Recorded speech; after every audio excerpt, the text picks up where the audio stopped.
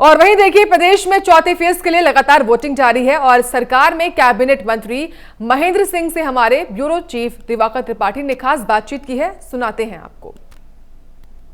चौथे चरण का मतदान चल रहा है। सभी दिग्गज मतदान करने मतदान केंद्रों तक पहुंचे। हमारे साथ कैबिनेट मंत्री महेंद्र सिंह जी हैं। उन्होंने अपने मत का प्रयोग किया है, दिखा रहे हैं कि वो मत का प्रयोग करके आए, लेकिन कई सवाल हैं, उनसे जवाब लेते हैं। सर, मत का प्रयोग तो कर लिया, लेकिन जो वाद विवाद चल रहा है, जो बातें चल रही, बयानबाजी चल रही है, उसको पर क्या कहेंगे आप? देखिए, लोगों के पास केवल बयान देने के लिए ही बस समय बचा है।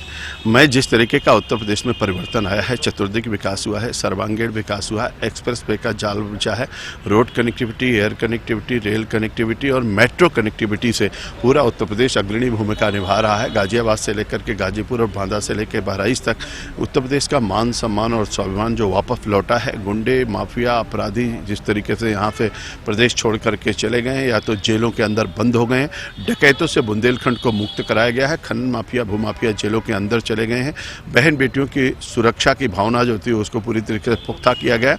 इन सब चीज़ों को लेकर के लोगों के मन में एक भरोसा और विश्वास मोदी और योगी के सरकार के प्रति बढ़ा है। इसलिए हर कोई चाहता कि डबल इंजन की सरकार बने और इसलिए मैं आपके माध्यम से कहना चाहता हूँ कि हम 350 के पार जाएंगे, अब फिर से योगी आदित्यनाथ जी के नेतृत्व में सरकार बनाएंगे। लेकिन ये भूत सपने, ये सब क्या हो रहा है? देखिए, अब उनको भूत ही भूत दिखाई पड़ रहा है, क्योंकि हार पूरी तरीके से उनके चारों तरफ मड़रा रही है और उनको रात में भी सपने आ रहे हैं, दिन में भी सपने आ रहे हैं। इसीलिए बोलते बोलते वो ऊट पटांग भी बोलने लग रहे हैं और 10 मार्च के बाद उनको केवल भूत ही भूत दिखाई पड़ेगा, इसके सिवा कुछ नहीं नजर आएगा। क्योंकि उत्तर प्रदेश में कानून का राज स्थापित हो चुका है, भगवान श्री राम का भव्य मंदिर बन रहा है, बाबा विश्वनाथ का कॉरिडोर भी तैयार हो रहा है और यहाँ अब अमेठी की राइफल भी गरज रही है और ब्रह्मोस भी यहाँ से बन रहा है लखनऊ में, और इसी तरीके से डिफेंस कॉरिडोर भी तैयार हो रहा है। अब यहाँ के गोले दुश्मन के छाती पर उनको दहलाने का काम करेंगे। तो हमारे उत्तर प्रदेश में अब सब कुछ है और इसीलिए हर कोई कह रहा है कि उत्तर प्रदेश में सोच ईमानदार, काम दमदार, फिर एक बार भाजपा सरकार। लेकिन सर, बात यह है कि पहले सपने में कृष्ण भगवान आके बोल गए, अब कह रहे कि भूत पे भूत हो जाएंगे, तो ये बयानबाजी आपको लगता है मुद्दों से भटकाने के लिए है? देखिए, वो कोशिश कर रहे थे भगवान के पास पहुंचने के लिए, लेकिन प्रभु ने कहा है कि जो हमारा मंदिर बना रहा है, जो हमारा घर बना रहा है, हम उसके साथ हैं। तो भगवान का भी बहुत बड़ा आशीर्वाद है, प्रभु की कृपा से ही सब काम चलता है और इसीलिए हम लोगों ने कहा है सांस्कृतिक राष्ट्रवाद और विकासवाद, इसको लेकर के हम आगे चलेंगे। और इसलिए योगी जी ने कहा एक हाथ में बुलडोजर और दूसरे हाथ से विकास की गाथा को हम लिखेंगे। और गुंडे आगे आगे, बुलडोजर पीछे पीछे चल रहा है। गरीबों की जमीन खाली करा करके उनको देने का काम हुआ है। 23.5 लाख हेक्टेयर जमीन सिंचित की गई, हर घर नल जल योजना चल रही है। यही एक मुद्दा है, क्योंकि आज जो वोट पड़ रहा है वो कुछ इलाका बुंदेलखंड का भी है। बुंदेलखंड हमेशा से ही सूखाग्रस्त था, किसानों को बड़ी समस्या रही। आपके पास मंत्रालय रहा है और आपने कितना क्या काम किया है जिससे कि अब असर पड़ रहा है? अर्जुन सहायक परियोजना को जो वर्षों से लंबित थी पूरा किया। आदरणीय प्रधानमंत्री जी के कार्यक्रमों द्वारा जनता जनार्दन को समर्पित किया। जमवार परियोजना, रसिन परियोजना, पहुंच परियोजना, लहचुरा परियोजना, पथरई परियोजना, भवानी परियोजना, भंडई परियोजना, गुमटा परियोजना, इन सब परियोजनाओं को पूर्ण करके बुंदेलखंड के जनता जनार्दन को समर्पित किया गया है।